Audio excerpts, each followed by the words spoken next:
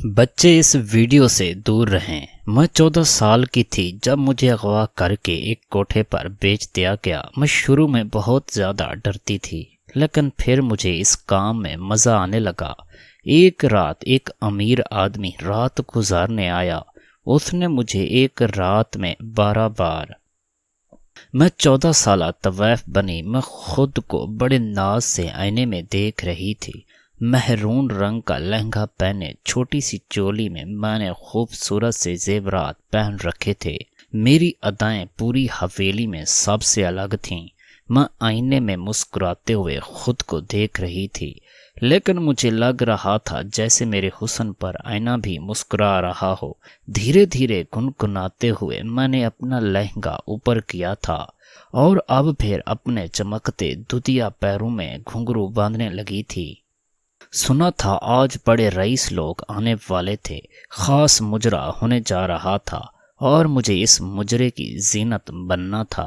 मेरे अंदर ये आग थी कि जो लोग भी हवेली में रक्स देखने आए, उनकी नज़रें सिर्फ और सिर्फ मुझ पर जमे। मेरे होते हुए किसी और पर किसी की निगाह ठहरती तो मेरे अंदर आग जल उठती।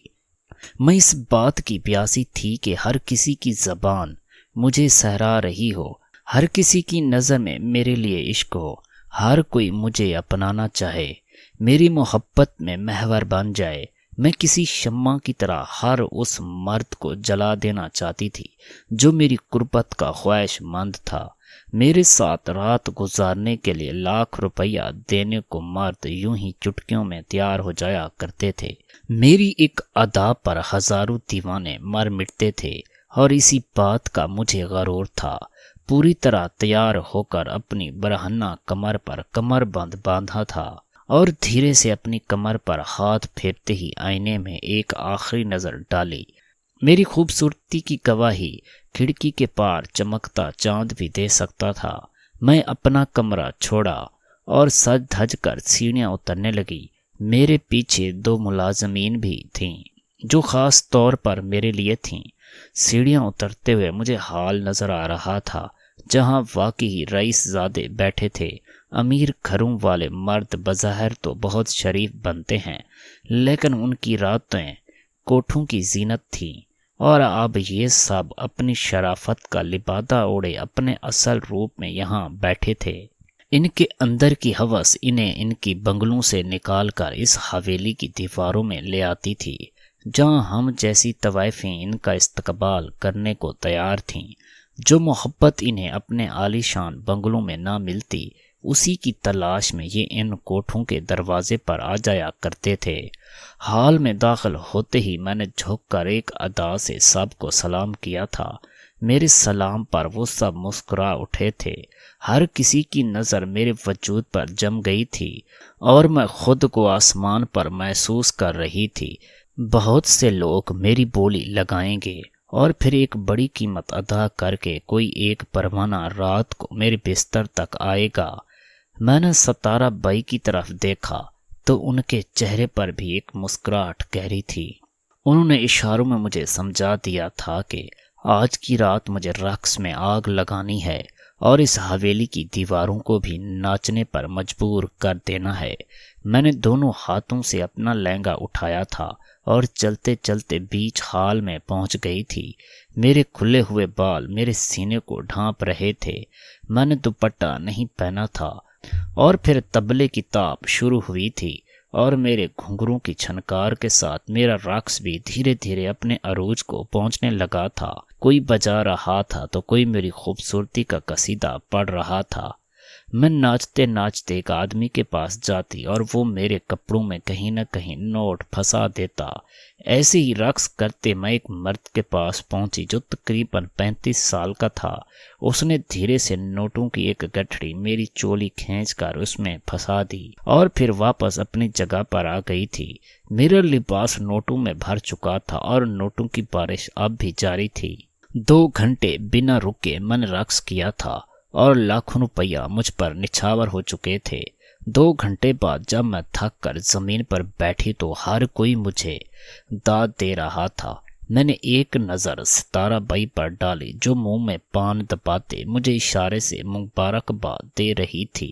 میں جان گئی تھی کہ میں نے محفل لوٹ لی ہے۔ میرے پیچھے رقص کرنے والی لڑکیوں کے چہرے بجھے ہوئے تھے۔ ہر لڑکی چاہتی تھی کہ وہ مجھ سے آگے نکل جائے، ہر کوئی رونق کی جگہ لینا چاہتا تھا، لیکن مجھ کو مات دینا آسان نہیں تھا۔ اپنی اس خوبصورتی پر، اس رقص پر میں نے بہت محنت کی تھی۔ خود کو ایک اعلیٰ درجے کا رقاصہ بنانے کے لیے میں نے رات بھر رقص کیا تھا۔ مجھ جیسی کوئی اور طوائف اس کوٹھے میں نہیں تھی کہ جس کے ساتھ رات گزارنے والا مرد اگلی رات کسی دیوانے کی طرح اسی دہلیز پر تڑپتا رہتا ہو۔ لیکن میری ایک عادت تھی کہ میں ایک بار جس مرد کو اپنا آپ سونپ دیتی، دوبارہ اس کی کبھی حامی نہ بھرتی۔ مجھے ایک بار خریدنے والا دوبارہ میرے کمرے میں نہیں آ سکتا تھا۔ میں ایک مرد کو ایک بار ہی نصیب ہوتی تھی، اس لیے میرے بہت سے عاشق روز یہاں مجھے دیکھنے کے لیے آیا کرتے تھے۔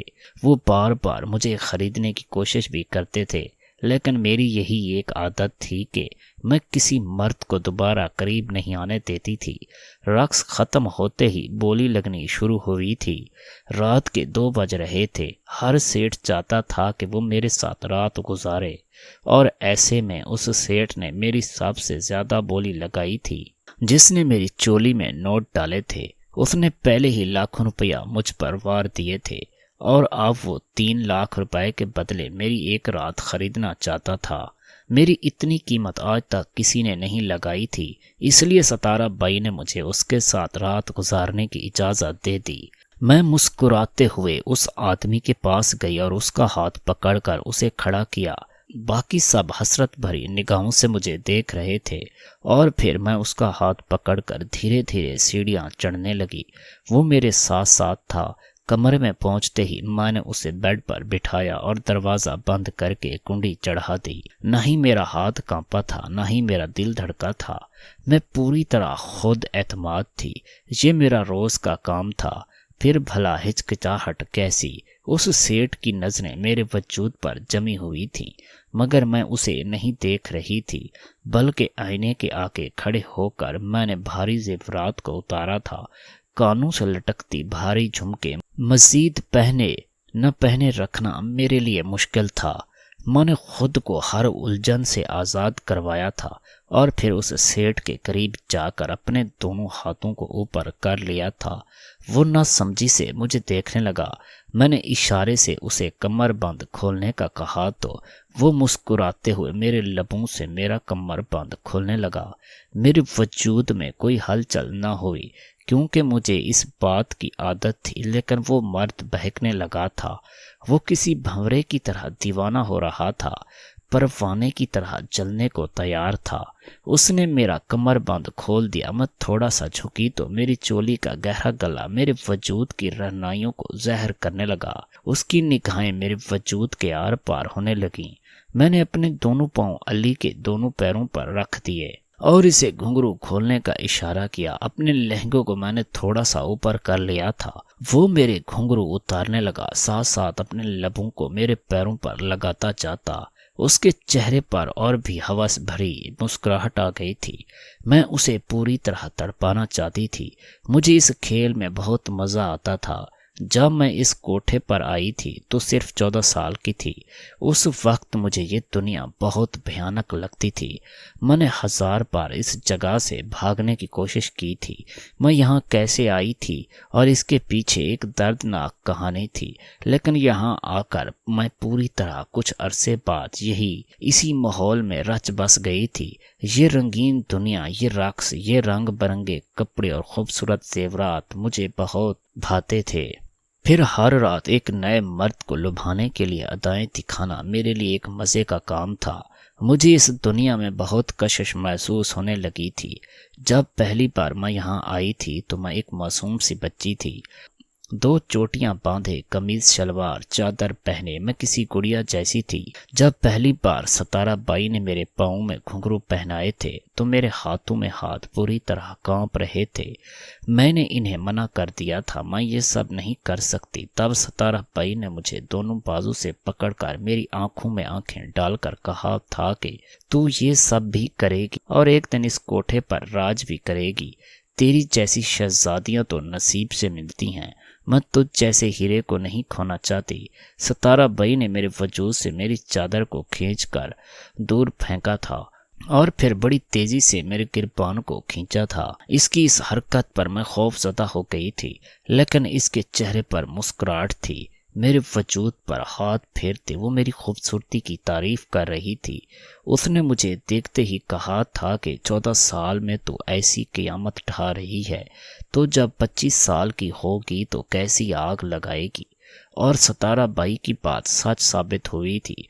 धीरे धीरे मैं जवानी की सीढ़ियों पर चढ़ती गई थी और मेरा हुस्न अपने अरूज को पहुंचने लगा था। मेरे नस्वानी हुस्न में ऐसी तब्दीली आई थी कि मुझे देखने वाला मर्द पलक झपकना भी भूल जाता था, बल्कि अक्सर तो साथ नाचने वाली लड़कियां खुद भी मेरी बेइंतहा तारीफ कर दिया करती थीं। सबका यही कहना था कि जब रुखसार के पांव उठते हैं तो फिर दिलों की धड़कनें बंद हो जाती हैं। और इसी बात का मुझे गरूर होने लगा। शुरू में जब मैंने सतारा बाई के कहने पर रक्स शुरू किया था तो मुझे बहुत बुरा लगता था। फिर पहली बार जब एक महफिल में मुझे नाचना पड़ा तो मैं शर्म से जमीन में गिर गई। लेकिन उसी रात मेरा सौदा हुआ। मैं थक कर अपने कमरे में पहुंची तो मेरे पीछे ही उस मर्द को मेरे पास भेज दिया गया जिस बुरी तरह मेरे जिस्म को झंझोड़ा था। मैंने अगले ही दिन इस हवेली से भागने की कोशिश की थी। मुझे ये सब कुछ किसी भयानक ख्वाब की तरह लगता था। मैं पहली बार किसी मर्द के लम्स से आशना हुई थी, लेकिन मेरी बदनसीबी ये थी कि इस कोठे पर सतारा बाई का राज था।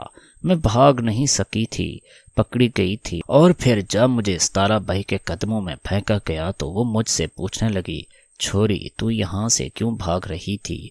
मैं सतारा बाई के कदमों में घिर गई। मैंने सतारा बाई को अपने वजूद के जख्म दिखाए और रोते हुए कहा कि मैं इस तरह किसी मर्द के साथ रात नहीं गुजार सकती। ये मर्द ज़ात बहुत तकलीफ पहुंचाती है। सतारा बाई मेरी बात पर हंसी थी। फिर मेरा हाथ पकड़कर मुझे वापस दोबारा मेरे कमरे में ले गई थी। कमरे का दरवाज़ा बंद करके कुंडी चढ़ाकर सतारा बाई कहने लगी, चल अपने कपड़े हटा। सतारा बाई की बात सुनकर मैं खौफजदा नजरों से इन्हें देखने लगी। वो धीरे धीरे मेरे करीब आई और कहने लगी, चल जल्दी कर, देर किस बात की है? मैंने घबरा कर पूछा, क्यों? तो वो कहने लगी, मैं तुझे आज बताऊंगी कि औरत को तकलीफ कब नहीं होती। ये मर्द ज़ात औरत को तकलीफ नहीं पहुंचा सकती। औरत खुद मर्द ज़ात को दावत देती है कि वो इसे तकलीफ पहुंचाए। फिर सितारा बाई के गुस्से पर मैंने अपने कपड़ों को खुद ही एक तरफ फेंक दिया था। सितारा बाई ने कहा, बिस्तर पर सुकून से ले जा और गहरी गहरी सांसें ले। मैंने सितारा बाई की बात पर अमल किया तो वो खुद मुझ पर झुक गई और कहने लगी, याद रखना, तू बिल्ली की तरह पंजे मारेगी तो अगला शेर बन जाएगा। तुझे शेरनी बनना है। वो जंगल में कैसे सुकून से बैठती है, उसे किसी का खौफ नहीं होता। वो खुद को हालात पर छोड़ देती है, क्योंकि इसे पता होता है कि हालात इसकी मर्जी से ही चलेंगे। तू भी अपने आप को हर मर्द के आगे किसी शेरनी की तरह पेश करना और फिर देखना वो खुद भीगी बिल्ली बन जाएगा। मेरे कान पर झुकते हुए सितारा बाई धीरे धीरे मुझे वो अदाएं, वो अंदाज बता रही थी जिससे मैं किसी मर्द को पूरी तरह दीवाना बना सकती थी। सितारा बाई ने मुझे हर वो गुण सिखाया था जो शायद उन्होंने इस कोठे की किसी दूसरी लड़की को नहीं सिखाया था। उनके लिए मैं उनकी शहजादी थी, बहुत ख़ास, जिसकी वजह से इस कोठे की किस्मत बदली थी। इस हवेली की दीवारों में पैसों की बरसात होने लगी थी, इसलिए वो मुझे किसी हीरे की तरह तराशना चाहती थी। और फिर मैं वैसे ही करती चली गई जैसे सितारा बाई ने कहा था। उन्होंने मुझे अपने काम से लेना सिखाया था। मैं मर्दों को अपने कमरे तक लाती तो उसके बाद मैं खुद उनके आगे पेश न करती, बल्कि इन्हें मजबूर करती कि वो मेरे करीब है। मैं इन्हें किसी दिए की तरह रोशनी दिखाती, वो खुद जलने लगते। اتنے سالوں میں بھول گئی تھی کہ میرا اصلی نام کیا ہے، میں کون ہوں، میں یہاں کیسے پہنچی۔ اگر یاد تھا تو یہی کہ میں ایک مشہور طوائف ہوں، ایک خوبصورت رقاصہ جس کے رقص پر کوئی بھی دیوانہ ہو سکتا تھا۔ میرا نام رخسار اور ستارہ بائی نے رکھا تھا۔ میں نے اسی نام کو اپنی زندگی مان لیا تھا۔ میں بھول گئی تھی کہ میرا اصل نام عائشہ اختر تھا۔ میں ایک عزت دار گھرانے سے تھی۔ ہم بہت امیر نہیں تھے، لیکن میرے ماں باپ مجھ سے بہت محبت کرتے تھے۔ میں اپنے ماں باپ کی اکلوتی لاڈلی بیٹی تھی۔ میں نے اپنی زندگی میں ہر وہ چیز حاصل کر لی تھی جو میں چاہتی تھی۔ میرے باپ نے مجھے رانیوں کی طرح ہی رکھا تھا، لیکن پھر ایک دن اسکول سے واپسی میں اچانک ایک گاڑی والی نے مجھے گھسیٹ کر اپنی گاڑی میں ڈالا تھا، اور اس کے بعد مجھے کچھ ہوش نہ رہا، اور جب ہوش آیا تو میں نے خود کو ستارہ بائی کے کوٹھے پر پایا، اور پھر دھیرے دھیرے وقت کے ساتھ ساتھ یہی کوٹھا میری زندگی بن گیا۔ میری چھت، میرا گھر، سب کچھ یہ حویلی ہی تھی جہاں میں اپنے آپ کو کسی شہزادی کی طرح تصور کرتی تھی۔ آپ بھی اپنے کمرے میں لانے والے مرد کے پیروں پر اپنا پیر رکھ کر میں نے اسے مجبور کر دیا تھا کہ وہ اپنے تلوے چاٹے، اپنے آپ کو میرے قدموں میں نچھاور کر دے، اور وہ بالکل کسی دیوانے عاشق کی طرح میرے پیروں سے گھنگرو اتارتے میرے پیروں کو چوم رہا تھا۔ اس نے گھنگرو اتار کر رکھے تو میں ایک ادا سے اس کی گود میں بیٹھ گئی۔ میری کمر اس کی جانب تھی۔ میں نے ڈوریاں کھولنے کا اشارہ کیا تھا۔ وہ دھیرے دھیرے میری چولی کی ڈوریاں کھول رہا تھا۔ وہ اپنے لبوں کے لمس سے میرے کمر کو دھکا رہا تھا۔ میں جانتی تھی کہ آہستہ آہستہ میں اس پروانے کو جلا رہی ہوں۔ میں ان طوائفوں میں سے نہیں تھی جو کاک کو دیکھ کر فوراً ہی خود کو بے لباس کر دیا کرتی تھیں۔ مجھے اپنے کاک کو ترسانا آتا تھا، تڑپانا آتا تھا۔ میں دھیرے دھیرے محبت کا جام پلا رہی تھی، اپنے آپ کو کسی مرد کے حوالے کرتی تھی۔ اس امیر مرد کے ساتھ میں نے یہی کیا تھا۔ میں نے خود کو چولی سے آزاد نہیں کیا تھا، بلکہ صرف اسے ڈھیلا کیا تھا، اور پھر آہستگی سے میں نے اپنے لہنگے کی زپ کھول دی تھی۔ میں نے مسکراتے ہوئے جیسے ہی اپنا پاؤں اٹھا کر اس رئیس زادے کے کاندھے پر رکھا تو میرے پاؤں کو چومنے لگا، اور پھر چومتے چومتے اچانک ہی وہ ایک سیکنڈ کے لیے رک گیا۔ اس نے غور سے میرا چہرہ دیکھا تھا، پھر ایک دم ہی مجھے خود سے دور کیا تھا۔ وہ پیچھے ہٹ کر مجھے دیکھ رہا تھا، بالکل ایسے جیسے اسے کرنٹ لگا ہو، اور میں حیرت سے دیکھ رہی تھی۔ آج سے پہلے میرے کسی کاک نے ایسا نہیں کیا تھا۔ کوئی مجھ سے دور نہیں جانا چاہتا تھا۔ ایسی حالت میں تو میرا کوئی بھی کاک مجھے کھینچ کر خود سے لپٹا لیا کرتا تھا۔ اس لیے میں اس مرد کی اس حرکت پر حیران ہو گئی تھی۔ اور پھر اس نے بڑی مشکل سے اپنے لبوں کو حرکت دیتے مجھ سے پوچھا تھا، تم عائشہ اختر ہو، اختر کی بیٹی؟ یہ سننا تھا کہ میرے رونگٹے کھڑے ہو گئے۔ میرا دل دھڑکنا بھول گیا۔ میں پھٹی پھٹی نگاہوں سے اس مرد کو دیکھنے لگی جو میرے اس نام سے پکار رہا تھا، جسے میں خود بھی بھول چکی تھی۔ وہ میرے باپ کے نام سے پہچاننے کی کوشش کر رہا تھا۔ بہت تیزی سے میں نے بستر کی چادر کو اوڑھ کر اپنا وجود پر ڈالا تھا۔ ایسا لگا تھا جیسے کسی بہت اپنے نے مجھے برہنہ دیکھ لیا ہو۔ مجھے اپنی عزت جانے کا خوف محسوس ہوا تھا، وہ عزت جو میرے پاس تھی ہی نہیں۔ شاید یہ ڈر میرے باپ کے نام کا تھا۔ میں خود کو چھپائے بس پھٹی پھٹی نگاہوں سے اس مرد کو دیکھ رہی تھی، اور پھر میرے چہرے کے تاثرات سے وہ جان گیا تھا کہ اس نے صحیح پہچانا ہے۔ آنکھوں میں آنسو لیے وہ لڑکھڑاتے ہوئے میرے قریب آیا تھا، مجھے بازو سے پکڑ کر کہنے لگا، کیا تم نے مجھے پہچانا ہے؟ میں نے انکار میں سر ہلائے تو وہ رونے لگا، کہنے لگا، میں وہی ہوں جس نے تمہیں اغوا کر کے بیچا تھا۔ میں نے تمہیں ایک آدمی کو فروخت کیا تھا، شاید اس نے تمہیں اس کوٹے پر پہنچایا ہو۔ میں تمہارا مجرم ہوں، میں اختر کا مجرم ہوں۔ میں نے تمہارا سارا گھر تباہ کر دیا، مجھے معاف کر دو، مجھ سے گناہ ہو گیا۔ یہ کہہ کر وہ میرے قدموں میں بیٹھ کر رونے لگا تھا، اور میں بس ہکا بکا سی اسے دیکھ رہی تھی۔ وہ کون تھا؟ اس نے مجھ پر ظلم کیوں کیا تھا؟ میں کچھ بھی نہیں جانتی تھی۔ میں نے اسے گربان سے پکڑا اور مجھے میرے باپ سے الگ کیوں کیا؟ میں نے پوچھا، کون ہو تم؟ میں نے تمہیں کبھی بھی نہیں دیکھا۔ مجھ پر یہ ستم کیوں کیا؟ کیوں مجھے میرے باپ سے الگ کیا؟ کیوں مجھے اغوا کیا؟ اپنے ماضی کا ذکر سن کر میرے پرانے زخم تازہ ہوئے تھے۔ میں اپنے ان زخموں کا حساب چاہتی تھی۔ میں بہت کرب سے گزری تھی۔ اس کرب سے گزر کر میں آج ایک مشہور طویف بن گئی تھی۔ مجھے ہر اس رات کا حساب چاہیے تھا جو ماں نے بہت تکلیف میں گزاری تھی، اور پھر اس مرد نے روتے ہوئے مجھے وہ کہانی سنائی جسے سن کر میں دنگ رہ گئی تھی۔ انتقام کی آگ میں اندھا وہ شخص مجھے میری عزت سمیت بھسم کر گیا تھا۔ اس نے بتایا کہ وہ میرے باپ کا دوست تھا، لیکن کسی بات پر میرے ابا کا اس سے جھگڑا ہو گیا تھا۔ بات تو معمولی تھی، لیکن اس مرد نے اس بات کو اپنی انا کا مسئلہ بنایا تھا۔ وہ کسی طرح میرے ابا سے بدلہ لینا چاہتا تھا، اور پھر وہ موقع کی تلاش کر رہا تھا۔ اسے بس میرے ابا کو پریشان کرنا تھا، میرے ابا کو نیچا دکھانا تھا۔ وہ چاہتا تھا کہ میرے ابا اس قدر پریشان ہو کہ انہیں اپنا ہوش بھی نہ رہے۔ وہ میرے ابا کی خوشیوں سے کھیلنا چاہتا تھا، اور اسے اس بات کا علم تھا کہ میرے ابا کی جان مجھ میں ہے۔ میں ان کی اکلوتی لاڈلی بیٹی ہوں۔ بس اس نے ابا کو تنگ کرنے کے لیے اسکول سے واپسی پر مجھے اغوا کر کے لے گیا۔ اس نے سوچا کہ وہ شام تک مجھے رکھے گا اور پھر واپس چھوڑ دے گا۔ اس کا ارادہ مجھے آگے فروخت کرنے کا نہیں تھا، وہ تو بس ابا کو تڑپانا چاہتا تھا۔ لیکن میرے ابا نے نہ صرف پولیس میں شکایت کروائی تھی، بلکہ اپنے کسی جاننے والے سے ہر طرح پولیس کو دوڑایا تھا۔ میرے ابا میرے لیے کسی بھی حد تک جا سکتے تھے، اور اسی بات سے خوف زدہ ہو گیا تھا۔ اسے لگا کہ اگر وہ پکڑا گیا تو بچ نہیں سکے گا۔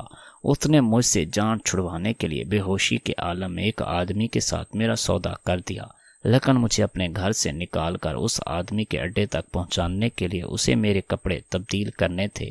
اس لیے اس نے خود میرا یونیفارم اپنے ہاتھوں سے اتارا تھا اور مجھے اپنے بیٹے کا لباس پہنا دیا تھا۔ اس کا بیٹا میرا ہم عمر تھا۔ اس نے مجھے اپنے بیٹے جیسے حلیے میں دیا اور پھر گاڑی میں ڈال کر مجھے اس دوسرے آدمی کو فروخت کر دیا۔ اس کا مقصد پیسوں کا حصول نہیں تھا، بلکہ مجھ سے جان چھڑوانا تھا۔ مجھے اغوا کر کے وہ بری طرح سے پھنس گیا تھا، اس لیے اس نے مجھے بیچ دیا اور خود اس سارے معاملے سے نکل گیا۔ میرے ماں باپ مجھے 1 سال تک تلاش کرتے رہے، اور پھر وہ دونوں میرے غم میں اسی دنیا سے چلے گئے۔ اکلوتی اولاد کو کھو دینے کے صدمے نے ان کی جان لے لی تھی۔ پھر وہ آدمی روتے ہوئے کہنے لگا، اختر اور اس کی بیوی تو دنیا سے گئے ہی تھے، لیکن ساتھ ساتھ میرا سکون بھی لے گئے تھے۔ اس واقعے کے بعد میں ایک دن بھی چین کی سانس نہ لے سکا، اور پھر ایک دن میری بیوی اور اکلوتا بیٹا ایک حادثے میں اسی دنیا سے چلے گئے۔ میں نے اختر کا گھر اجاڑا تھا، قدرت نے میرا گھر برباد کر دیا۔ میں ہر وقت پچھتاوے کی آگ میں جلنے لگا، نشہ کرنے لگا، فحاشی کے اڈوں پر گھومنے لگا۔ میں بس سکون کی تلاش میں تھا، مجھے کہیں سکون نہیں ملتا تھا۔ سکون کی تلاش میں میں آج یہاں پر آیا ہوں، اور گزرے ہوئے اتنے سالوں نے مجھے سر سے پاؤں تک بدل دیا۔ آج میں خود کو کوستا ہوں، ندامت کے آنسو بہاتا ہوں، لیکن مجھے سکون نہیں آتا۔ نہیں جانتا تھا کہ یہاں آ کر تم مجھے واپس مل جاؤ گی۔ تمہارے کپڑے بدلاتے ہوئے میں نے یہ نشان تمہارے پیر پر دیکھا تھا۔ دراصل یہ کوئی جلا ہوا نشان ہے، اس لیے یہ میرے ذہن میں رہ گیا، اور اسے دیکھتے ہی میں تمہیں پہچان گیا۔ اتنے سالوں میں تم کافی بدل گئی ہو، بہت جوان ہو گئی ہو، لیکن یہ نشان ویسے کا ویسا ہی ہے۔ یہ کہہ کر وہ میرے قدموں میں بیٹھ کر معافی مانگنے لگا، اور مجھے سمجھ نہ آیا کہ میں کیا کروں، اسے معاف کر دوں یا سزا دوں، یا پھر اس کی جان لے لوں، جس کی وجہ سے میں ایک عزت دار اور شریف لڑکی سے ایک طویف بن گئی تھی۔ میرے ماں باپ اس دنیا سے چلے گئے تھے، لیکن پھر میں نے اس آدمی کی طرف دیکھا تو وہ مجھے قابل رحم لگا۔ اس کی اپنی بیوی اور بیٹا بھی اس دنیا میں نہیں رہے تھے۔ پچھتاوے کی آگ اسے جلا رہی تھی۔ پھر بھلا میں اسے کیا سزا دیتی؟ وہ تو خود ہی اپنی لگائی ہوئی آگ میں جل چکا تھا۔ میں نے اس سے کہا کہ یہاں سے دفع ہو جاؤ اور دوبارہ میرے سامنے نہ آنا۔ وہ کہنے لگا، میں تمہیں یہاں سے لے جانا چاہتا ہوں، تمہیں عزت کی زندگی دینا چاہتا ہوں، تمہیں اپنی بیٹی بنا کر رکھوں گا، میں اپنے گناہوں کا کفارہ ادا کروں گا۔ میں نے ایک نظر اس پر ڈالی اور کچھ نہ کہا۔ وہ خود ہی کمرے سے نکل گیا، اور نہ جانے ستارہ بائی کے ساتھ اس نے کیا بات چیت کی کہ کچھ دیر بعد ستارہ بائی میرے پاس آئی اور میرے سر پر ہاتھ رکھ کر کہنے لگی کہ اب تم ان کی حویلی کی دیواروں سے آزاد ہو اور پھر وہ آدمی مجھے اپنے گھر لے گیا۔ اس نے مجھے عزت کی زندگی دی، بیٹی بنا کر رکھا۔ اب میں 28 سال کی ہو چکی ہوں اور میں اس آدمی کے گھر میں ہوں۔ وہ میری شادی کروانا چاہتا ہے، لیکن مجھے نہیں لگتا کہ مجھ جیسی لڑکی کو شادی کرنی چاہیے۔ یہ بات میں اچھی طرح جانتی تھی کہ میں کس جگہ سے نکل کر آئی ہوں۔ آپ لوگ مجھے بتائیں کہ کیا اب میں شادی کے لیے حامی بھرنی چاہیے؟ کیا میرا دردناک ماضی میرا پیچھا چھوڑ دے گا؟